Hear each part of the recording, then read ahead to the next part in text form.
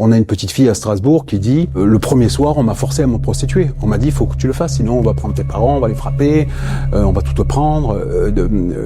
Elle s'en est plainte au service sur place, à l'éducateur spé, aux gens qui sont sur place, et il y a eu zéro réaction, rien. Lors d'une audience que nous avons eue il y a quelques mois à Rennes, nous soutenions qu'un enfant se prostituait, que tout ça, et tout le monde disait, mais non, ne se prostitue pas. Et par un ami sur le dark web, j'ai trouvé à peu près en 3 minutes cet enfant. Cet enfant, j'avais les tarifs, j'ai eu tout. Toutes les semaines, je reçois des gens à qui il faut annoncer que la petite a été violée, qu'elle est obligée de masturber quelqu'un, qu'elle se prostitue. Il faut dire aux gens, chaque fois qu'on a rendu l'enfant au parent, il a arrêté de se prostituer, mais il est détruit. Il n'y a pas de cycle de formation, il est hors formation totale. Et 2, c'est un enfant qui a vécu un cauchemar et qui, socialement, a un mal à s'intégrer qui est hors catégorie.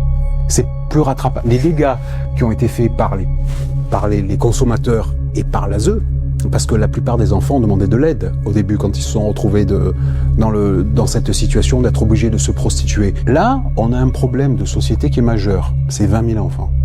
C'est un fait de société. C'est une pandémie. Et face à cette pandémie, il n'y a aucune réponse organisée de l'État.